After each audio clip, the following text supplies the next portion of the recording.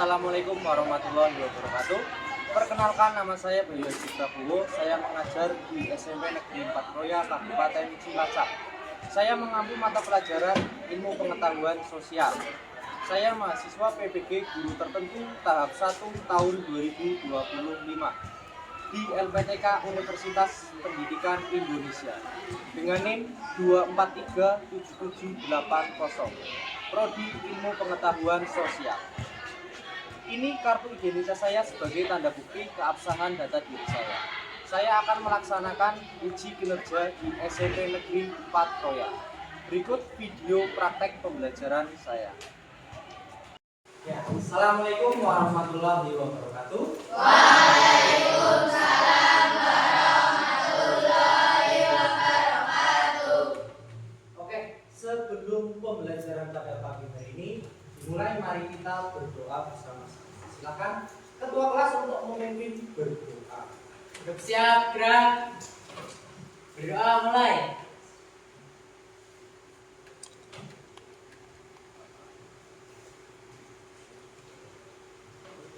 Berdoa selesai. Ya. Hari ini gimana kabar kalian? Apakah sehat? Sehat. Sehat dan senang ya, harapan Pak Bayu. Nah, terima kasih untuk siswa yang sudah melaksanakan jadwal piket. Kalau sudah cukup bersih sekali, mohon ditingkatkan lagi pada hari berikutnya. Nah, sebelum mengawali pembelajaran, silakan kalian cek kerapihan pakaian, ya. Mungkin ada yang keluar, yang cowok cewek, dirapikan tubuhnya. Biar apa? Biar kalian nyaman ketika melakukan sholat. Ya. Hari ini siapa yang tidak hadir di sekolah? Iya. Aja. Iya. Ya, dia kenapa, Ben? Sakit. Ada lagi? Ya, cuma satu. Ya, cuman satu yang sakit. Kita doakan semoga lekas sembuh biar bisa mengikuti pelajaran seperti ya. Oh ya, untuk pertemuan minggu kemarin kita sudah membahas materi tentang apa? Gambar permukaan bumi apa? Pengertian dari peta ya, peta. Nah, sekarang materi berikutnya yaitu tentang apa? Kolonialisme. Silakan Pak Boyo, ada sebuah gambar, kalian bisa mengamatinya.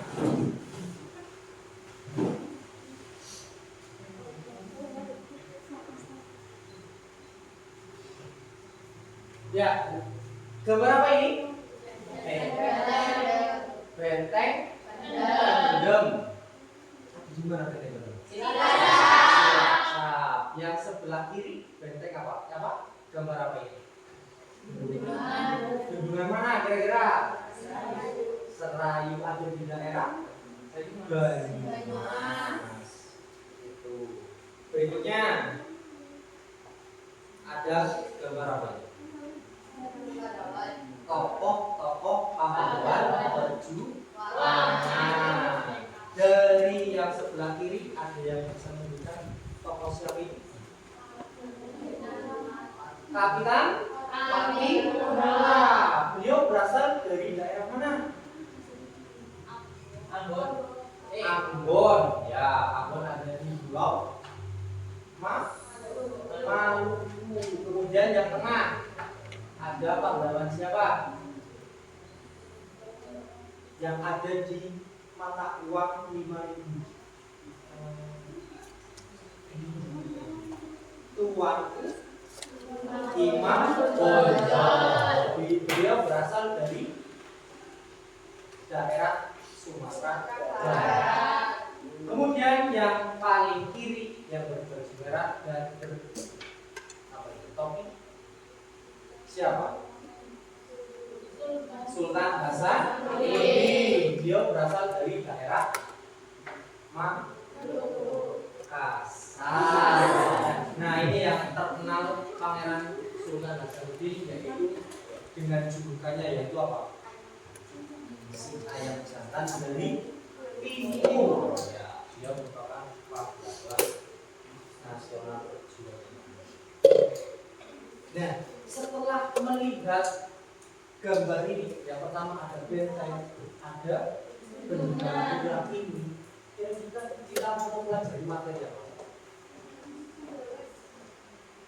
Gimana? Materi apa?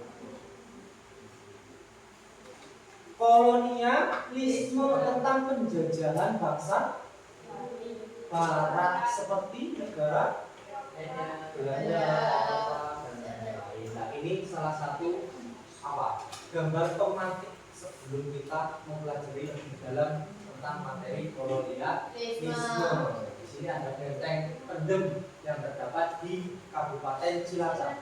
Benteng ini merupakan salah satu bukti peninggalan bersejarah, ya, bukti peninggalan dari kolonialisme Belanda, bahwa zaman dahulu Belanda pernah menjajah negara Indonesia, itu ya. Ini bukti peninggalannya sampai sekarang bisa kalian lihat.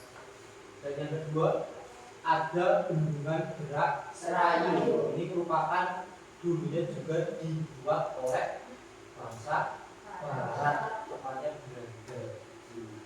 Nah, selain benteng Pendem, ada benteng apa lagi? Ada yang tahu nggak?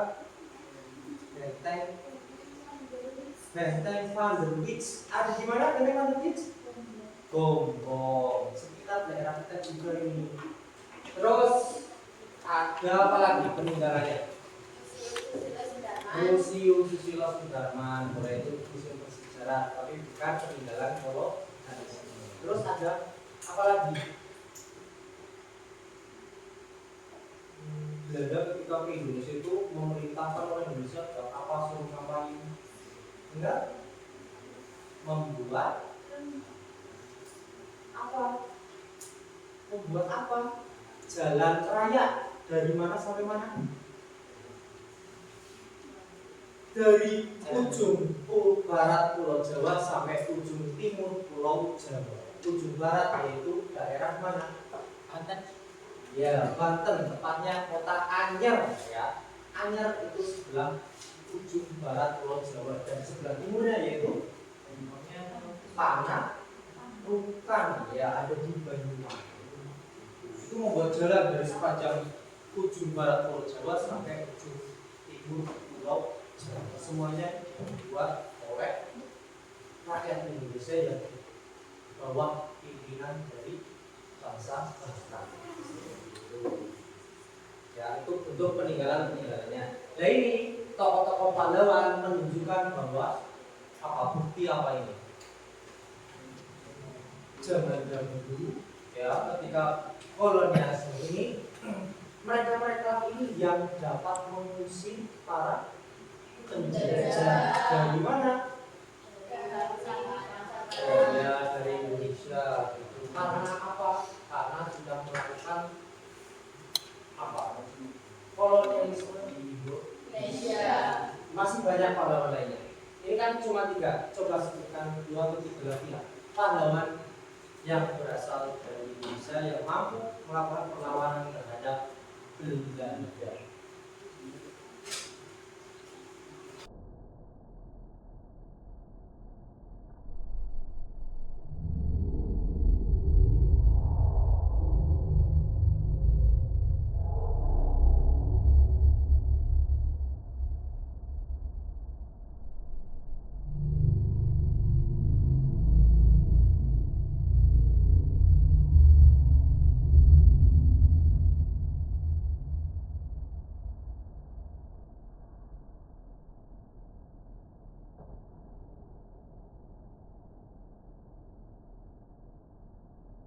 Ya, silakan. Cut Nyadim. Ya, boleh. Dari mana beliau? Ayo. Dari daerah mana? Cut Nyadim ada berasal dari daerah Aceh. Ya. Temannya Cut Nyadim siapa? Imam Bonjol. Imam Bonjol kan tadi? Oh iya. Dari mana? Kemudian teman dari seperjuangan dari Patimura berasal dari Maluku juga. Beliau itu cewek berusia 17 tahun, berani melakukan perlawanan terhadap Belanda. Siapa itu? Martha Christina Tiago. Oke, itulah beberapa pemantik. Ya. Nah, berikutnya ini ada sebuah gambar apa? Ayo, sini dulu. Ada apa ini? Rel kereta api. Itu. Pada apa ini nih di dekat rel ini? Ya, kerja paksa. Salah satunya itu membangun jalur kereta api. Siapa yang bekerja? Yang membangun kereta jalurnya itu siapa? Masyarakat mana? Indonesia. Yang memerintah siapa? Bangsa Eropa, tepatnya Belanda. Yang sana pengawalan khusus dari siapa itu? Rakyat Indonesia itu diambil atau dimanfaatkan tenaganya untuk apa? Jalur transportasi. Jadi apa ya? Itu sebagai apa ini namanya? Menggendong ya, mentandu pimpinan Belanda dalam kunjungan wilayah. Nah, di sini kita bisa lihat di sini ada sebuah pemimpin Belanda yang sedang apa ini? Mengumpulkan masyarakat Indonesia yang tidak nurut dengan aturan atau perintah kolonialisme Belanda. Berikutnya yang pojok kiri, gambar apa itu? Pantai. Kerbau, ya. Terus itu ada lorong apa itu? Lihat yang pojok kotak. Itu merupakan lorong kereta, jalur kereta yang berguna sebagai lalu lintas kereta yang membawa batu bara. Ya. Jadi masyarakat Indonesia, rakyat Indonesia itu dipaksa untuk mengambil atau menambang batu bara di dalam gua, lalu diambil, dimanfaatkan untuk apa? Batu bara bahan bakar. Ya. Jadi kesimpulannya gimana? Setelah kalian melihat gambar-gambar ini, ASEAN apa enggak? ASEAN. Ya, lebih detailnya mari kita baca dulu tujuan pembelajaran. Ya. Pembelajaran pada pagi hari ini harapannya yaitu peserta didik mampu mendeskripsikan hubungan antara kondisi geografis dengan munculnya kolonialisme dan yang kedua, peserta didik mampu menganalisis pengaruh kolonialisme dan imperialisme.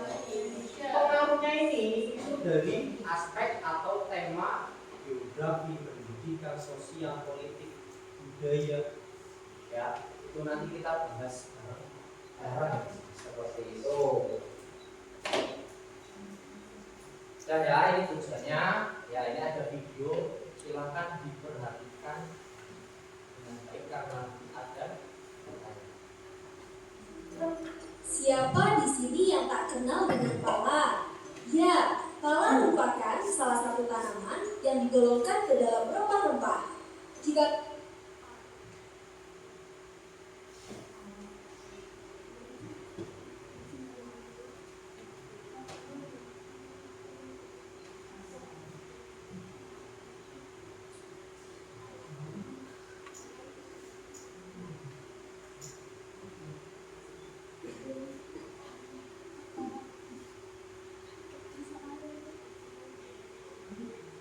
kamu tahu di zaman dahulu, rempah-rempah itu menjadi banyak incaran bangsa-bangsa luar, khususnya bangsa Eropa loh.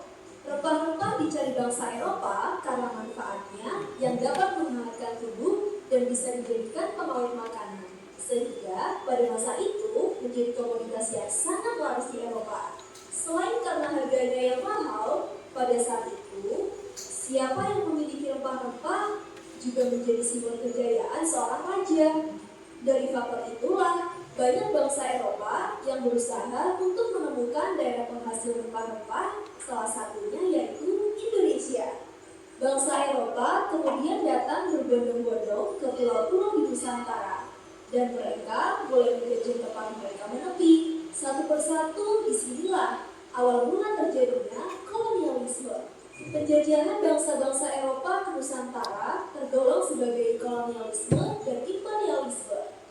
Kolonialisme dan imperialisme ini sudah dilakukan oleh bangsa Eropa sejak abad ke-15 di seluruh dunia, sampai akhirnya masuk ke Nusantara, yaitu Indonesia. Kata kolonialisme berasal dari kata kolonus yang memiliki arti menguasai. Kolonialisme memiliki arti upaya sebuah negara untuk mengembangkan kekuasaannya di luar wilayah kekuasaan negara tersebut.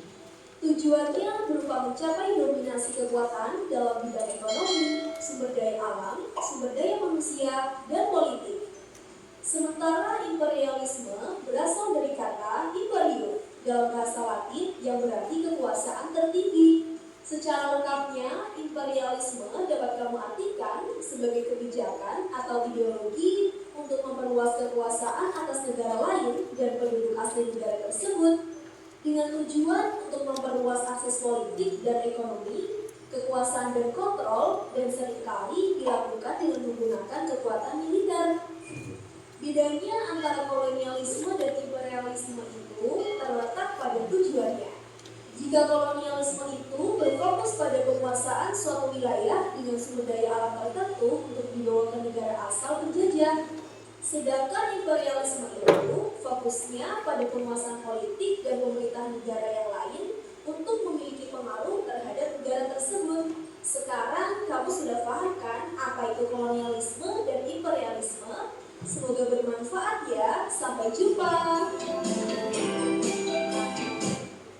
Oke, itulah sebuah video yang menjadi gambaran materi yang mau kita bahas gitu ya.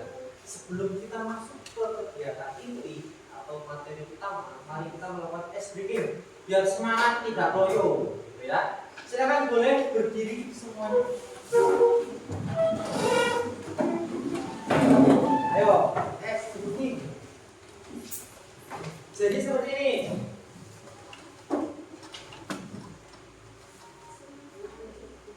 Ketika Pak Bayu melakukan tepuk tangan,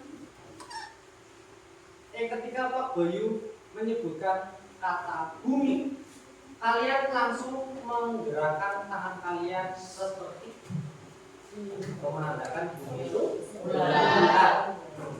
Lalu ketika Pak Bayu mengatakan peta, kalian menggerakkan tangan dan gerakan segi tiga atau menggambarkan sebuah bentuk peta.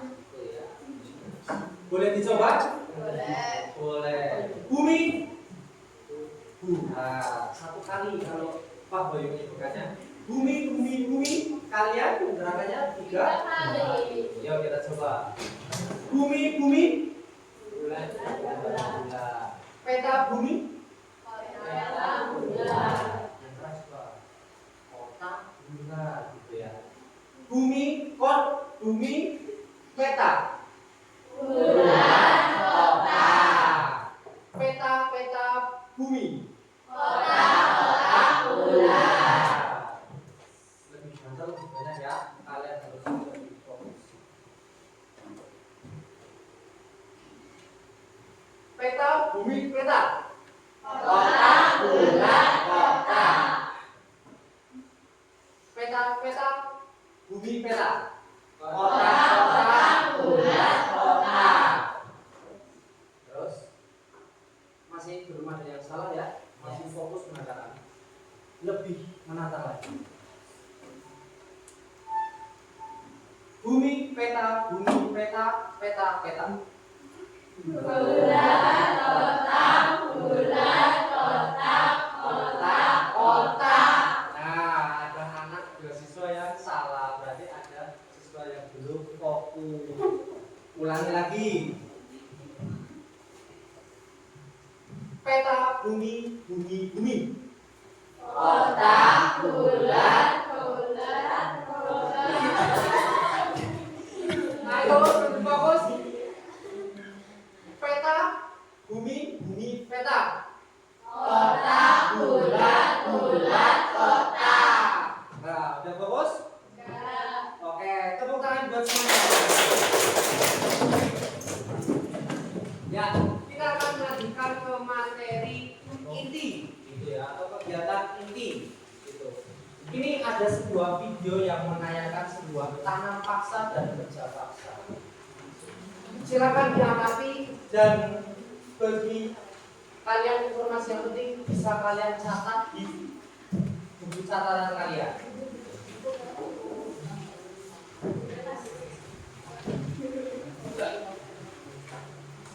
Berjumpa lagi dengan saya, channel Jejak Sejarah, channel yang menarik dan bermanfaat. Pada video kali ini saya akan membahas tentang sejarah kerja paksa di Indonesia. Mungkin kita sering mendengar tentang sistem kerja paksa yang pernah terjadi di Indonesia, mungkin hanya sebatas kata dan nama saja. Oleh karena itu, pada kali ini saya akan membahas lebih dalam apa itu kerja paksa dan bagaimana itu bisa terjadi. Pada zaman penjajahan Hindia Belanda dan Jepang, rakyat Indonesia mengalami tragedi yang menyengsarakan.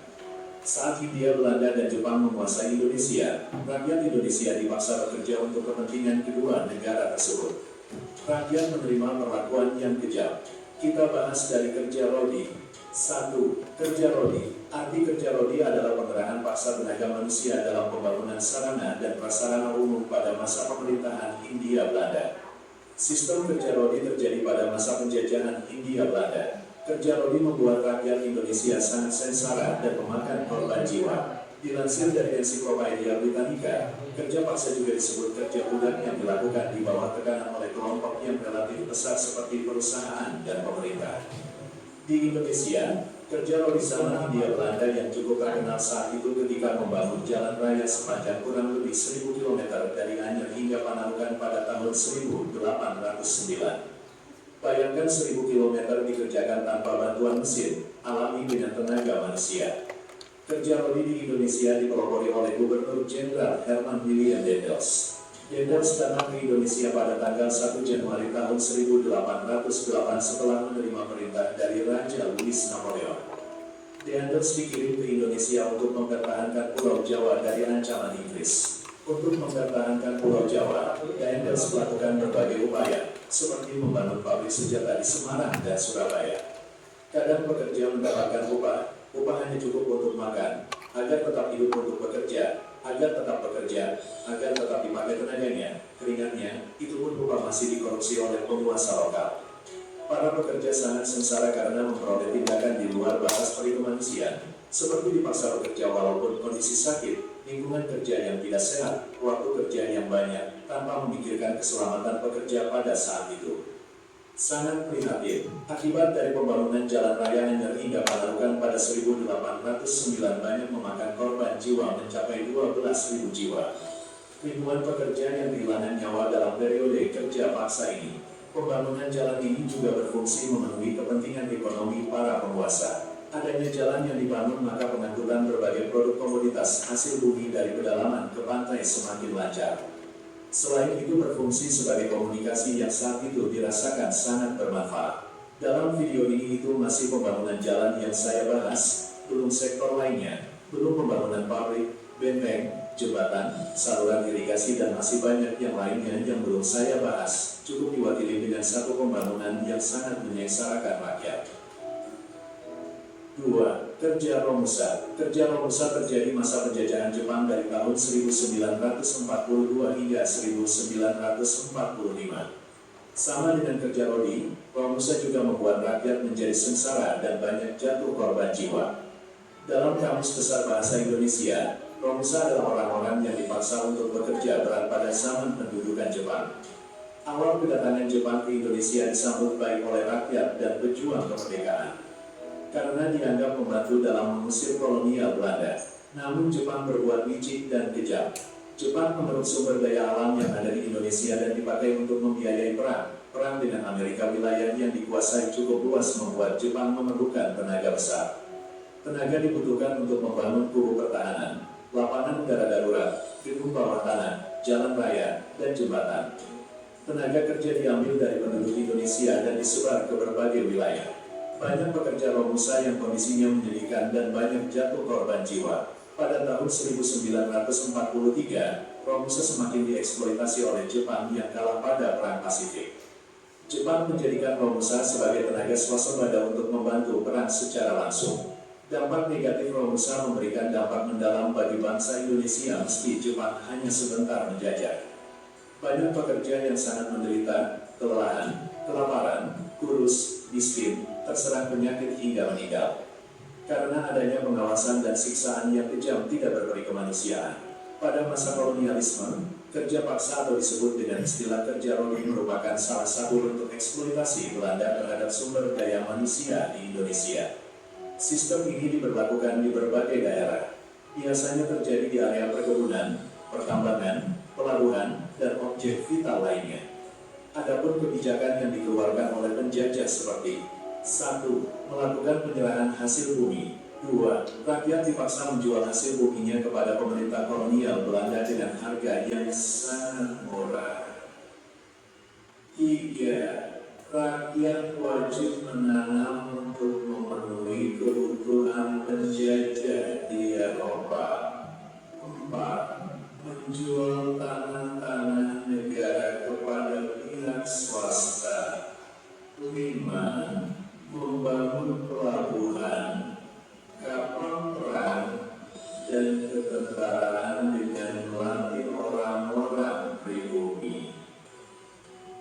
6. Merekrut pekerja dan mempekerjakannya secara paksa. Itulah sejarah kerja paksa di Indonesia yang pernah diterapkan oleh penjajah pada masa Hindia Belanda, seperti Belanda maupun Jepang.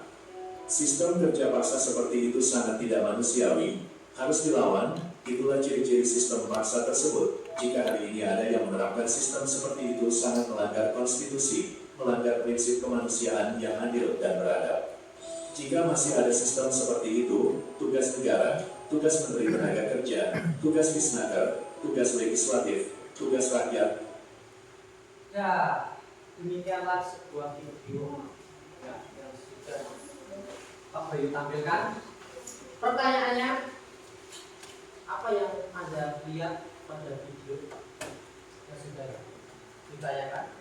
So, video tentang apa? Ya silakan. Kerja paksa dan tanam paksa. Ya, kerja paksa dan tanam paksa. Terus pertanyaan berikutnya, apa yang menyebabkan Belanda melakukan sistem tanam paksa dan kerja paksa terhadap rakyat Indonesia? David? Oke, ganti aja. Gantian cowok. Belanda ingin menguasai Indonesia. Ya. Belanda ingin batu bara Indonesia. Ya. Belanda ingin rempah-rempah Indonesia. Ya, betul sekali. Ya, Belanda itu sangat tertarik dengan kekayaan sumber daya alam Indonesia. Salah satunya yaitu rempah-rempah. Tuh. Berikutnya, pertanyaan ketiga. Apa dampaknya bagi masyarakat Indonesia? Boleh silakan. Rakyat jadi kurus. Jadi kurus ya. Hidupnya tidak. Hidupnya tidak enak. Setuju kalian? Betul. Ya, Pak Bayu tambah lagi. Ya, kenapa kok hidupnya tidak enak? Karena hidupnya itu di bawah tekanan Belanda. Hari-harinya itu dipaksa untuk kerja paksa dan tanam paksa, sehingga beliau mereka itu hidupnya tidak enak. Dan kenapa kurus? Ada yang bisa menerangkan? Kenapa kurus? Ya, dipaksa bekerja tanpa melihat waktu. Ya, orang kerja waktunya itu berapa jam? Berapa jam? 8 sampai 9 jam dalam satu hari. Tetapi kenyataannya sudah berdahulu, rakyat Indonesia itu diperbudak selama berhari-hari. Ya, itu dampaknya yang dirasakan masyarakat Indonesia.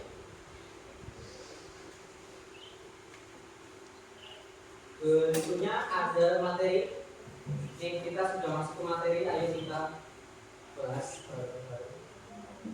Ya, materinya penjelajahan samudra kolonialisme dan imperialisme di Indonesia.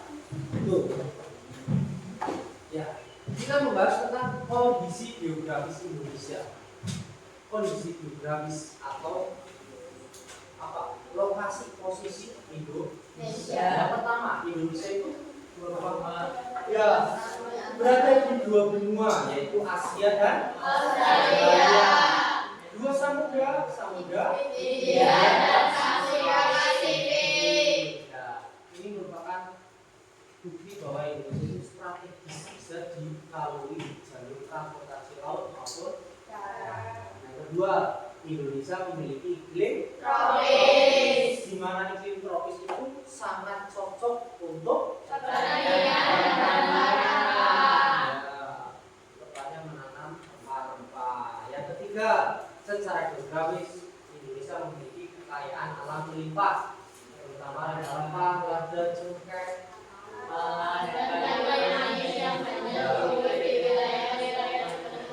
betul. Ya, Berarti di sini nggak ada ya Pak? ada, cuman jumlahnya itu lebih banyak di pulau-pulau yang sudah disebutkan ini. Inilah yang menjadi primadona bangsa Eropa. Ya. Jadi ketika melihat kekayaan alam Indonesia, orang Eropa itu sangat antusias ingin memilikinya, ingin mencari seperti itu. Nah, hubungannya apa? Kenapa kok dengan melihat kondisi geografis Indonesia ini itu dikaitkan dengan penjelajahan Samudra? Gitu.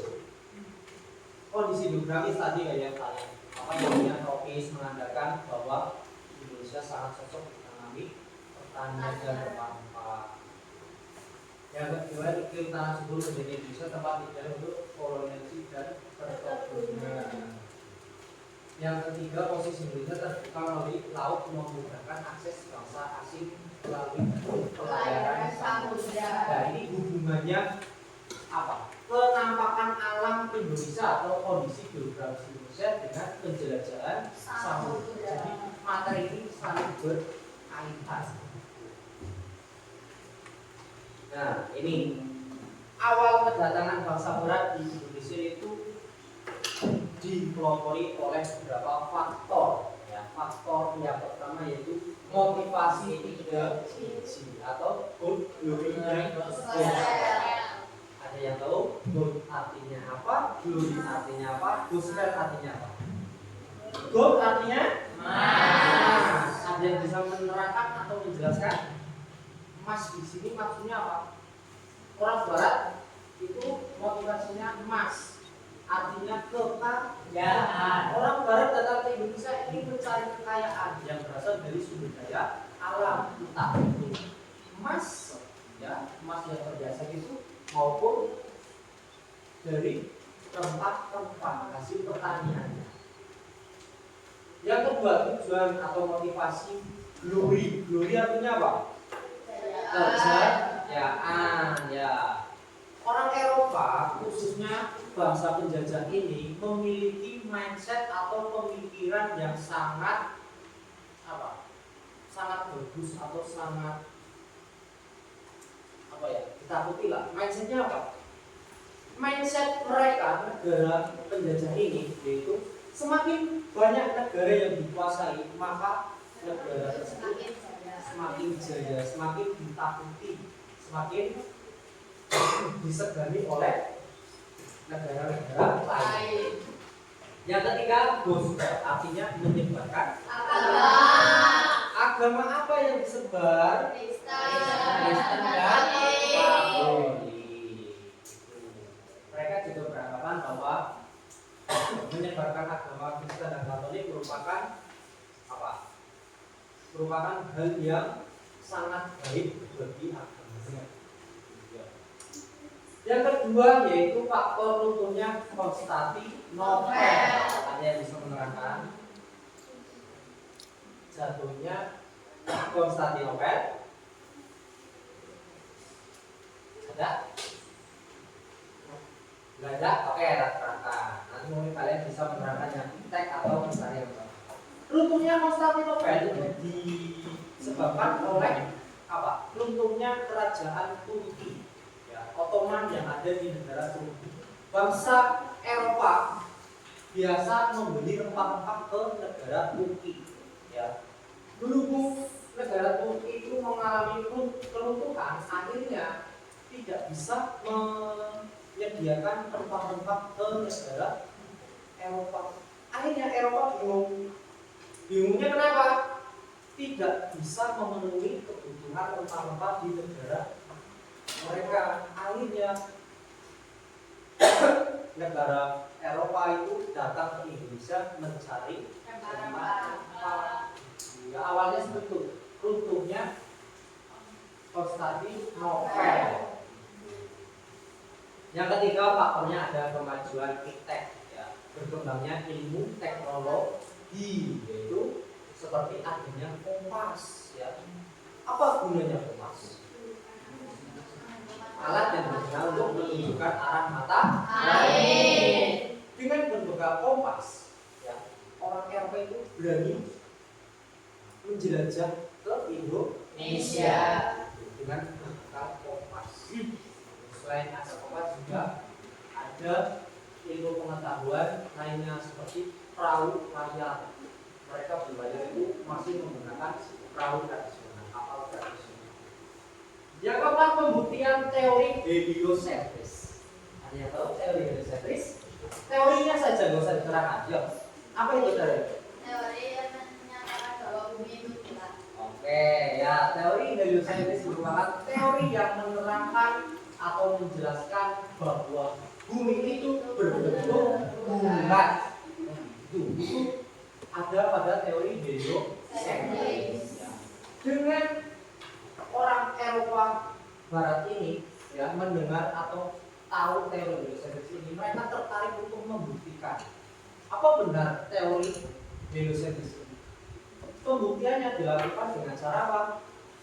Berlayar menuju Indonesia melalui jalur laut, ya, dibuktikan oleh dua negara yaitu Spanyol dan Portugal. Spanyol melalui jalur utara, Portugal ke Indonesia melalui jalur selatan. Dengan berangkat bareng-bareng mereka sampai tujuan apa tidak? Bisa sampai nggak ke Indonesia itu kedua negara ini? Bisa, tepatnya di pulau apa? Maluku, ya. Kedua negara ini Portugal dan Spanyol bisa bertemu di Maluku. Dengan teori ini berarti mereka semakin yakin bahwa teori heliocentris itu menerangkan bumi itu berbentuk Bulat.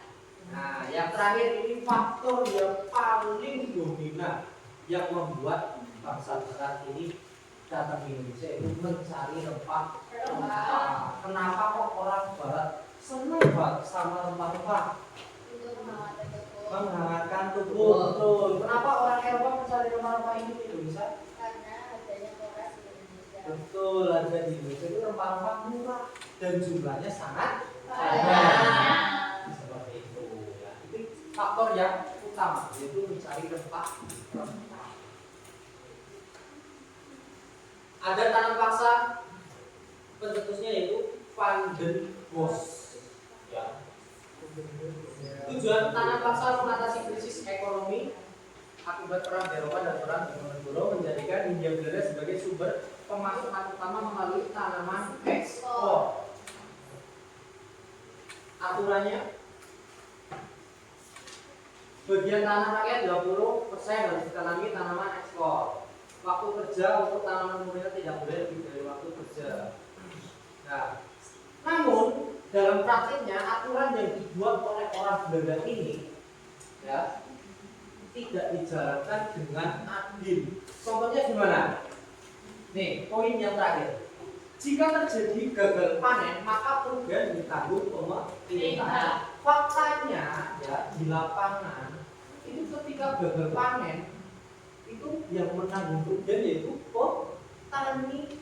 Itu ya. Udah aturan tanah paksa dibuat oleh Belanda tetapi dilanggar juga oleh mereka sendiri. Itu realnya, faktanya seperti itu. Ya. Nah, sekarang ini dampaknya. Kalau tanah paksa kan berkaitan dengan pertanian yang menanam-nanam lah ya. Pertama, beban kerja berat dan waktu tanam padi berkurang, kelaparan dan kemiskinan, penderitaan fisik dan mental karena kerja paksa, hilangnya hak atas tanah dan kemandirian petani. Tanahnya petani itu yang tadinya oleh petani lokal ini dimanfaatkan untuk menanam padi, berhubung ketika Belanda datang itu dialih fungsi lahan tanamannya diganti menjadi full yang berkaitan dengan rempah-rempah. Otomatis yang petaninya biasanya 1 tahun panen 2 ton, berhubung tanahnya lahannya dialih fungsikan lahan, hanya cuma menghasilkan 500, ini berapa? 1 ton. Itu kan sangat merugikan. Nah, tadi tanam paksa, berikutnya kerja rodi atau kerja paksa. Ya, pengertiannya yaitu kerja yang dipaksakan kepada rakyat oleh pemerintah kolonial tanpa upah yang layak. Awal mulanya sih gimana kok bisa terjadinya kerja paksa? Latar belakangnya pertama, membutuhkan tenaga kerja untuk pembangunan infrastruktur seperti jalan raya, jalan kereta api, jembatan, benteng, terus bendungan dan lain-lain. Minimal biaya operasional pemerintah kolonial sehingga dapat dijadikan sumber daya dan memaksa masyarakat Indonesia untuk membangun infrastruktur tanpa mengeluarkan upah buat para pekerja. Ini yang terjadi di kerja paksa, yaitu bentuknya dampak kerja paksa. Fisik dan mental rakyat sangat menderita. Ya, yang kedua, Lahan pertanian rakyat terbengkalai karena harus bekerja untuk pemerintah kolonial. ya yang ketiga itu Timbul perlawanan rakyat. dengan sengsaranya masyarakat Indonesia di berbagai wilayah, akhirnya masyarakat itu inisiatif untuk melakukan perlawanan terhadap bangsa Eropa ini, khususnya negara Belanda. Itu ya tadi kayak ada perlawanan dari Pati Mura Diponegoro. Nah ini perlawanan terhadap pemerintah Hindia Belanda. Adanya perang Diponegoro dipimpin langsung oleh Pangeran Diponegoro, kemudian ya Patimura, perang Padi dan perang Aceh. Kalian asing enggak dengan nama-nama pahlawan ini? Sering dengar kan? Ya, beliau merupakan pahlawan yang mampu mengusir penjajah dari Indonesia. Seperti itu.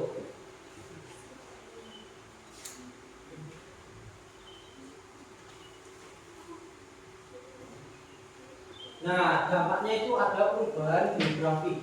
Dengan adanya tanah paksa dan kerja paksa ini, masyarakat Indonesia itu dari segi atau aspek geografi terjadi perubahan fungsi lahan.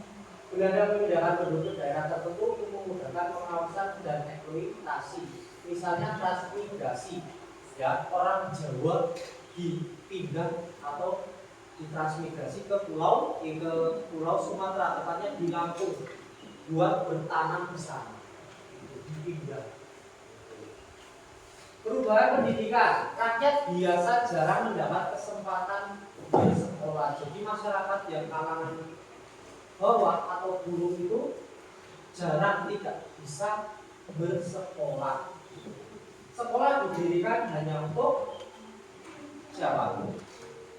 Untuk kalangan kelas atas kayak kiai orang Indonesia yang layak sekolah, itu anaknya raja, anaknya kepala suku, anaknya tokoh agama itu baru boleh sekolah.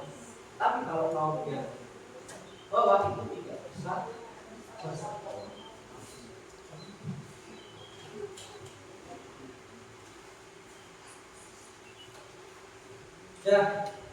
Ya, itu materinya. Sekarang yaitu kita membagi kelompok. Ada berapa itu? 25 ya, kita bagi menjadi 5 kelompok. Silakan kalian mengelompok dengan kelompoknya masing-masing. Oke, sudah ya. Ya, ini materinya yang bisa kalian coba diskusi kelompok.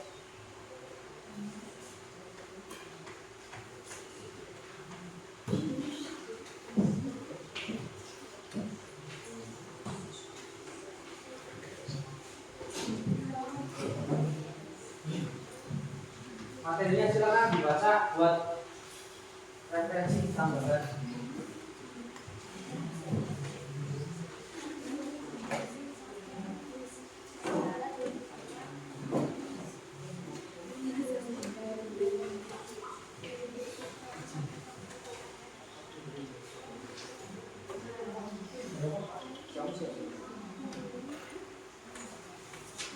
Ya, itu merupakan materi yang bisa kalian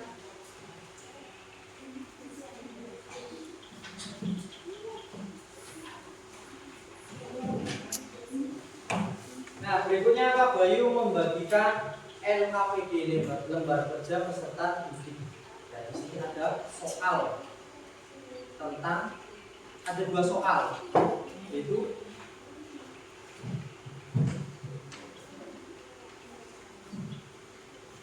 pertama soalnya itu faktor pendorong penjelajahan bangsa Barat ke Indonesia, dan yang kedua soal kedua itu perubahan kehidupan masyarakat pada masa kolonialisme dan dari berbagai aspek tadi, aspek politik, geografi, kemudian budaya, terus pendidikan, ekonomi, sosial. Ya. Nanti kalian di sini itu pilih mau menggunakan aspek yang mana. Silakan kalian diskusikan.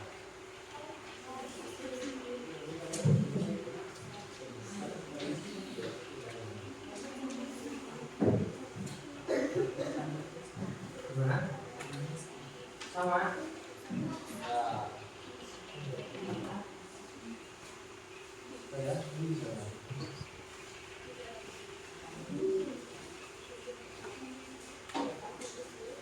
Silakan dipahami, diamati. Bagi kalian yang belum jelas bisa gimana? Izin pulang sakit boleh, silakan, nggak apa-apa.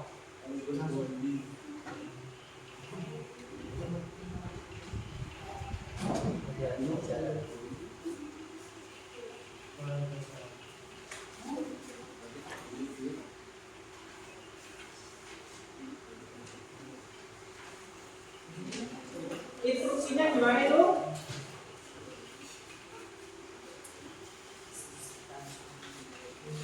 Ya, 2 soal ini kalian diskusikan dengan kelompok kalian. Kemudian setelah selesai, kalian tinggal mempresentasikannya di permulaan. Ya, masing-masing kelompok maju semua mempresentasikan.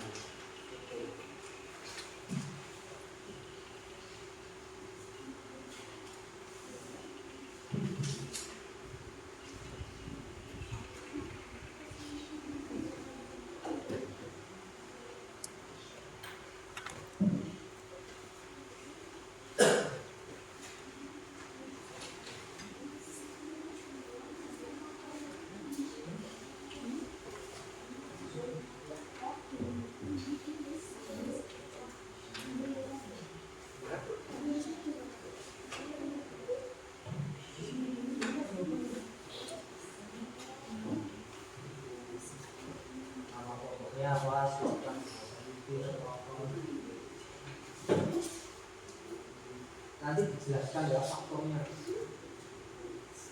Oh ya, kalian bisa memanfaatkan teknologi berupa editor kalian ya, buat mencari sumber materi dari internet. Boleh kalian mencarinya dari HP. Boleh.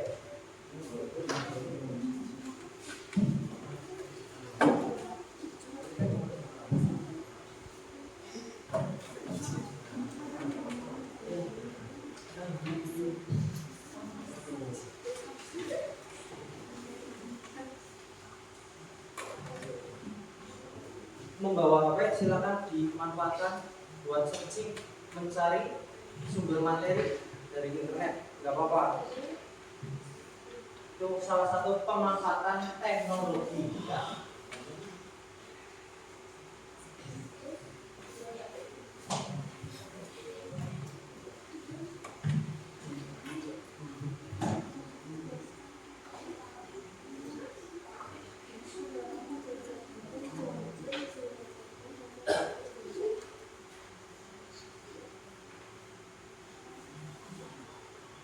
Sini kelompok apa namanya?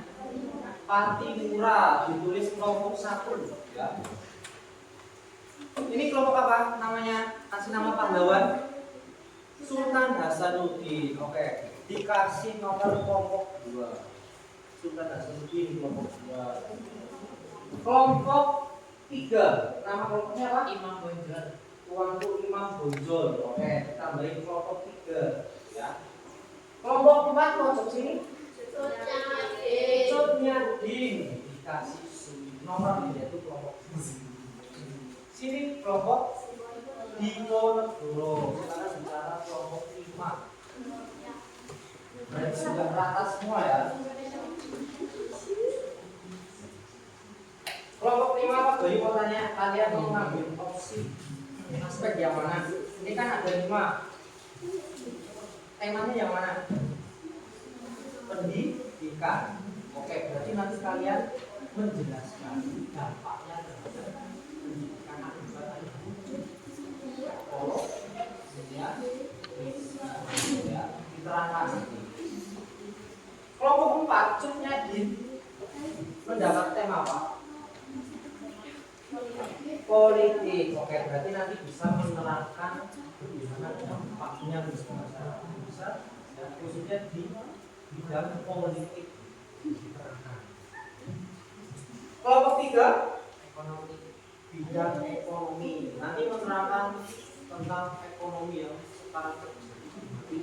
Itu kan merupakan salah satu imbas atau dampak dari kolonialisme zaman dahulu.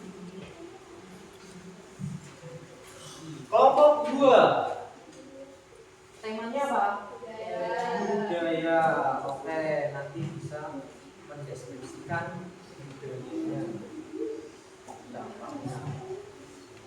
Kelompok 1 temanya apa? Sosial. Oke, dampak sosial yang terjadi di masyarakat Indonesia. Apa saja nanti diterangkan, dideskripsikan. Itu.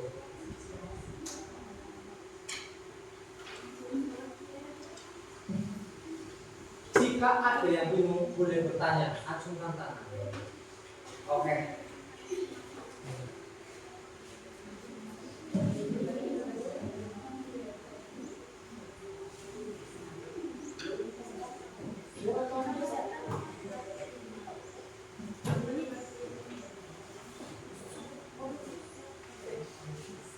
Ini apa? Bisa menerangkan ini enggak? Ya, oke.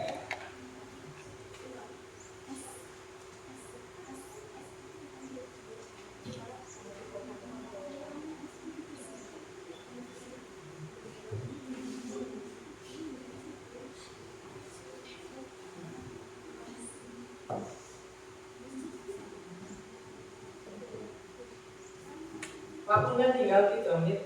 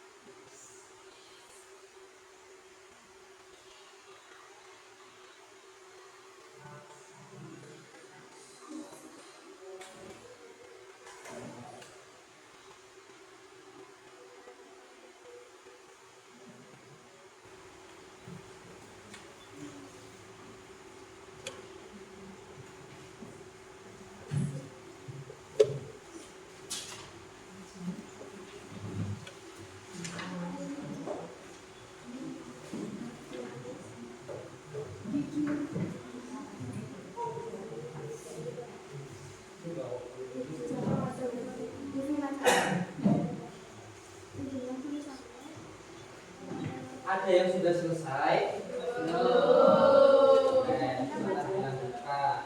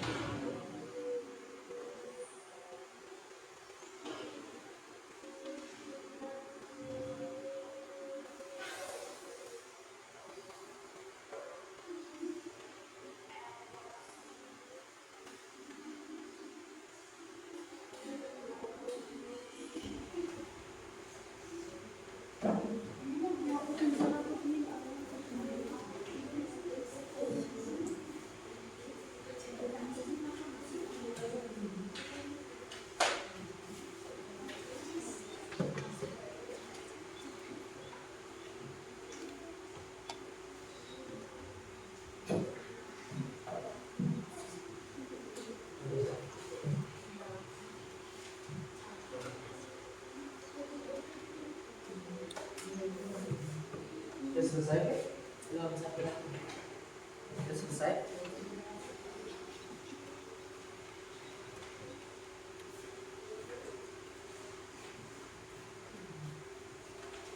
Sudah selesai?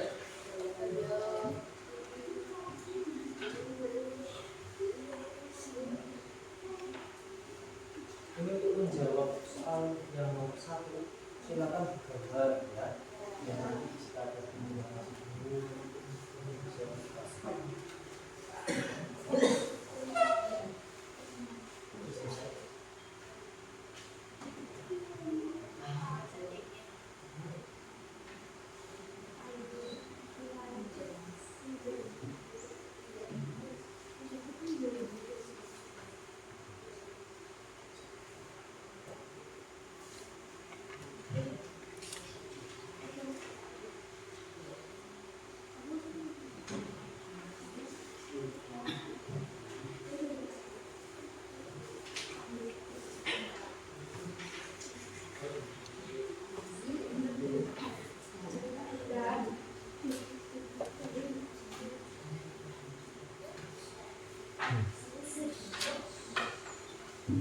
Ayo kelompok pahlawan siapa yang sudah selesai? Cok. Ya, kelompok dari pahlawan Nyadi. Oke, ayo kita maju presentasikan di depan. Semuanya maju.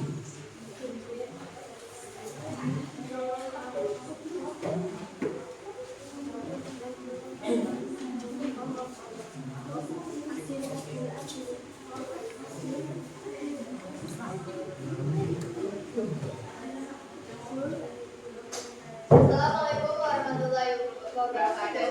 Waalaikumsalam warahmatullahi wabarakatuh. Perkenalkan, kami dari kelompok 4 akan mempresentasikan hasil tugas yang kami kerjakan. Tema yang dipilih politik. Hasil diskusi 1. Jelaskan faktor-faktor pendorong penjelajahan bangsa Barat ke Indonesia. Jawabannya adalah teori heliosentris. Teori heliosentris merupakan teori yang menjelaskan bahwa bumi itu bulat. 2. Bagaimana perubahan kehidupan masyarakat pada masa kolonialisme dari beberapa aspek? Jawabannya adalah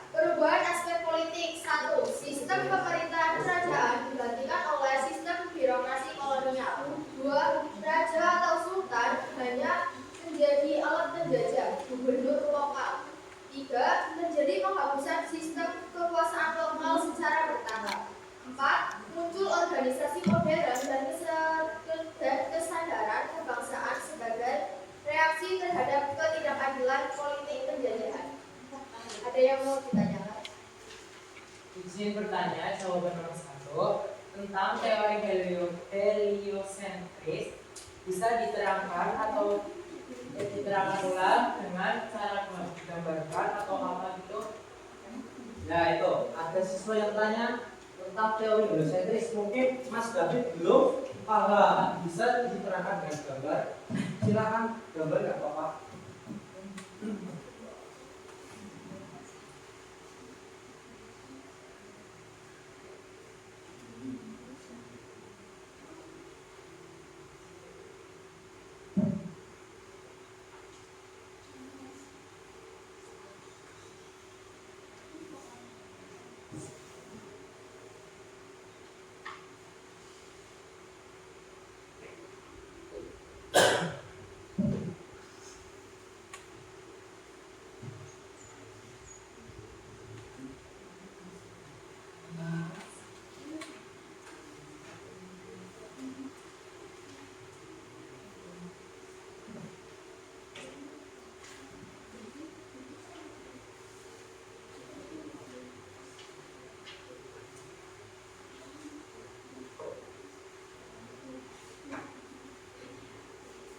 Dengan keterangan tersebut, pelaut asal Spanyol dan Portugal membuktikan dengan cara berlayar menuju Maluku, Indonesia dengan arah yang berlawanan.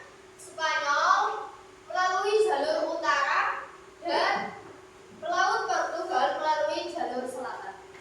Sudah jelas? Sudah. Oke, sekian presentasi dari kelompok 4. Terima kasih. Wassalamualaikum warahmatullahi wabarakatuh. Kelompok berikutnya, pahlawan siapa? Ayo, kelompok pahlawan siapa?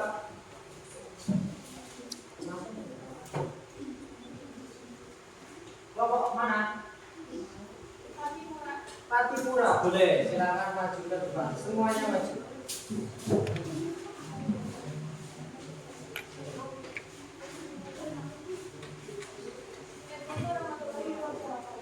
Waalaikumsalam warahmatullahi wabarakatuh. Tema yang kami pilih adalah sosial. Jelaskan faktor pendapatan jajahan persahabatan Indonesia ekonominya dalam mengasah kekayaan.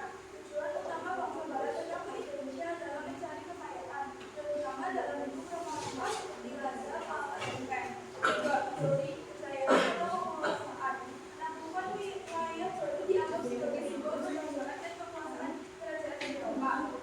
Penyebaran agama Kristen. Mereka percaya bahwa penyebaran agama adalah tugas suci yang harus dilakukan hanya di wilayah yang dianggap perlu berada. Bagaimana perubahan kehidupan masyarakat pada masa kolonialisme dari beberapa aspek. Jawabannya adalah perubahan aspek sosial. Untuk klasifikasi sosial berubah menjadi sistem kasta kolonial Eropa, Timur Asing sampai di sini.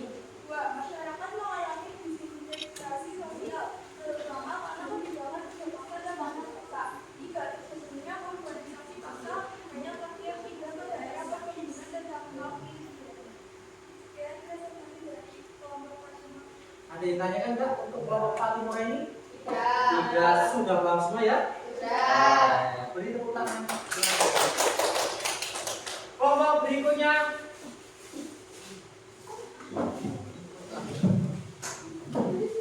Kelompok apa ini? Pahlawan Imam Bonjol. Ya, silakan presentasikan hasil diskusinya.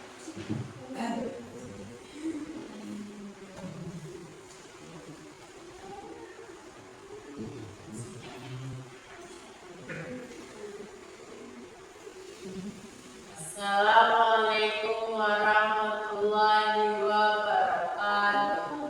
Waalaikumsalam warahmatullahi wabarakatuh.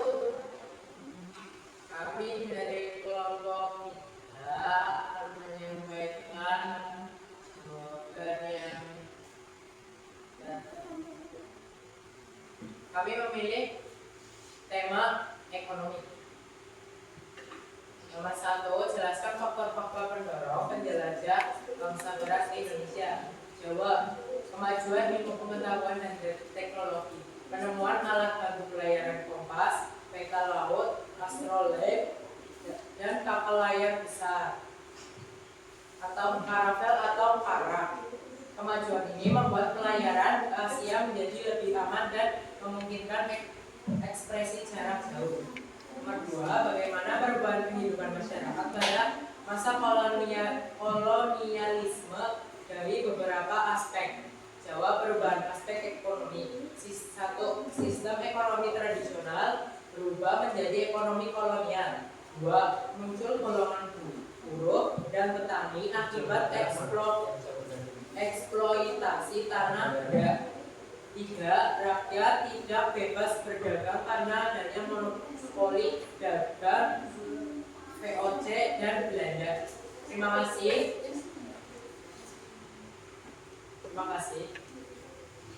Ya, ada yang tanyakan nggak untuk kelompok 3? Nggak ada ya? Udah paham semua? Sekarang kembali ke tempat.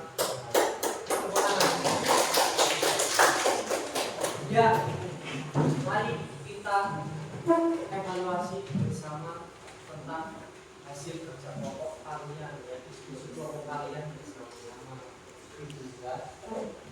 Jadi kalian sekarang sudah paham ya tentang adanya faktor kedatangan bangsa barat ke Indonesia. Pertama faktornya apa? Motivasi 3B atau yang kedua runtuhnya yang ketiga Kemajuan yang keempat Pembuktian teori heliosentris. yang kelima Mencari rempah-rempah. Oke, sudah paham semua? Sudah. Kemudian soal yang kedua itu tentang apa? Perubahan masyarakat Indonesia pada masa kolonialisme. dan dilihat dari berbagai aspek sosial. Contohnya apa tadi? Kelompok yang menerangkan sosial. Stratifikasi sosial berubah menjadi sistem naskah. Ya itu. Yang kedua aspek apa lagi? Kelompok berikutnya pendidikan ada, politik gimana? Sistem pemerintahan kerajaan digantikan oleh sistem birokrasi kolonial. Ya itu di bidang politik perubahan masyarakatnya jadi seperti itu. Kemudian bidang budaya ada, bidang geografi apa? Terjadinya perubahan pemilahan dari hutan atau lahan aset menjadi lahan produksi kolonial. Ya itu alih fungsi lahan. Ya. Berikutnya bagaimana perasaan kalian setelah mempelajari materi kolonialisme ini? Senang. Menyenangkan ya. Terus seru. Pembelajaran mana yang paling menarik?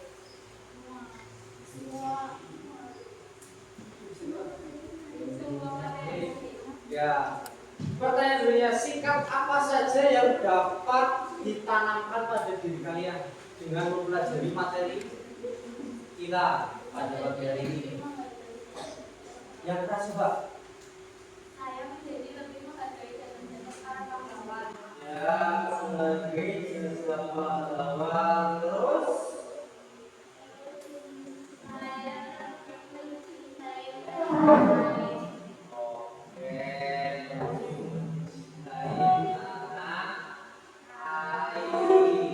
Betul itu yang dapat ditanamkan pada diri kalian masing-masing.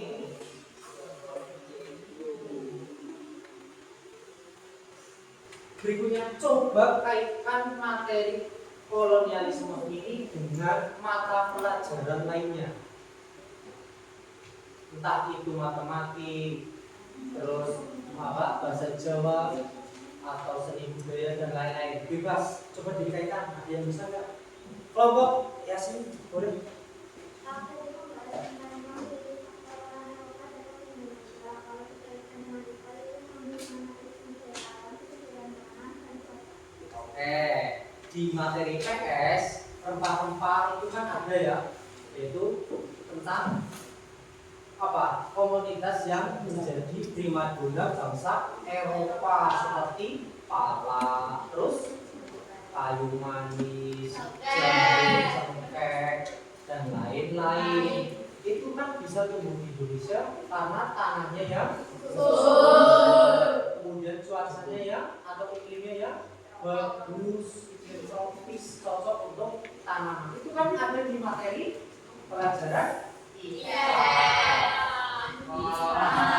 IPA tentang suhu iklim, kemudian sumber daya alam, ya cuaca. Jadi berkaitan, ya bisa nyambung antara IPA dan IPS. Bisa juga dengan mata pelajaran yang lain. Seperti itu.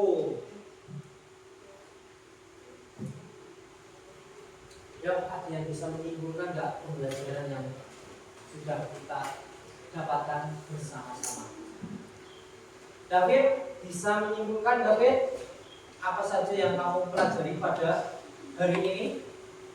Tentang apa aja? Tentang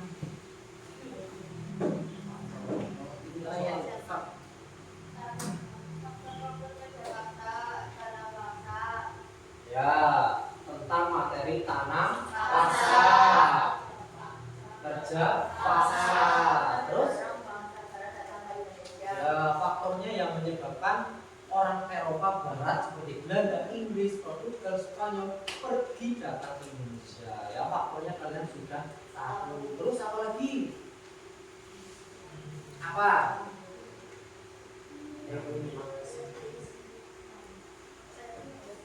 Dampak terhadap apa? Ya, dampak adanya tanam paksa. Terus perubahan masyarakat Indonesia dengan adanya penjajahan seperti itu, ya.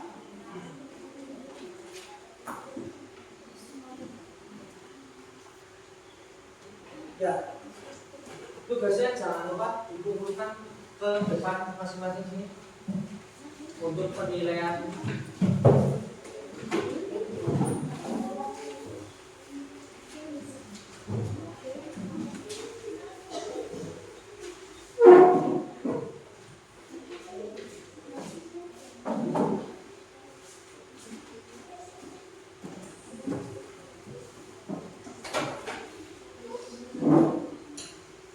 Sudah semua ya? Sudah.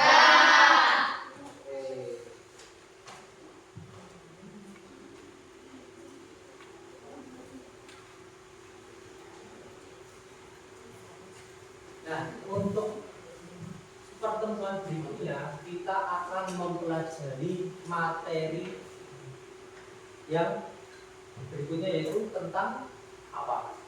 Perekonomian Indonesia di era modern atau era sekarang itu bagaimana? Nanti kalian di rumah bisa membaca-baca, mengulas materinya itu, ya. Dan di sini materi ini merupakan yang sudah kita bahas bareng-bareng, ini akan digunakan sebagai apa? Materi asesmen somatik besok, ya. Jadi kalian harus benar-benar memahami, dipelajari apa yang sudah Bapak terangkan. Ya.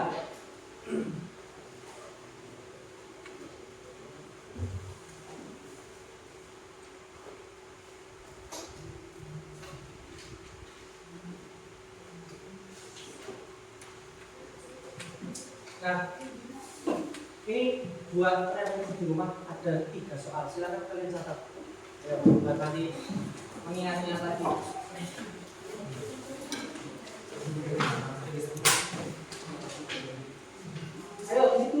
soal ya. Soal yang pertama, siapa pemimpin tanah paksa?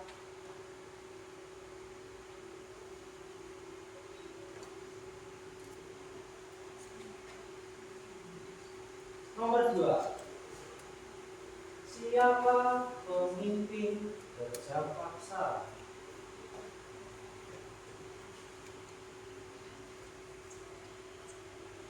Nomor 3, pada tahun berapa bangsa Eropa, tepatnya negara Belanda, meninggalkan penjajahan di Indonesia? Pada tahun berapa bangsa Eropa, tepatnya Belanda, meninggalkan negara Indonesia? Berhenti melakukan penjajahan itu pada tahun berapa? Bangsa Eropa. Tepatnya negara Belanda.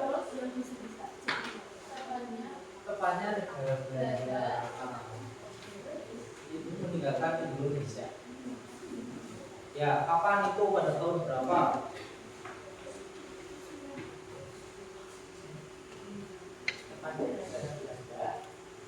Tepatnya negara Belanda. Ya, meninggalkan Indonesia.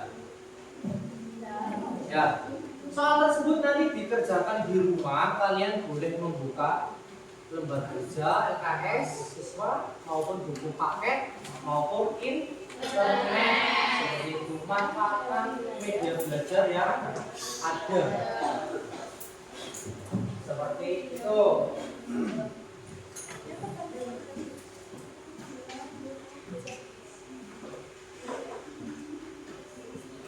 Ya, mari sebelum mengakhiri pembelajaran pada pagi hari ini, berkemas-kemas bisa memasukkan ke dalam tas. Yuk, kita berkemas-kemas.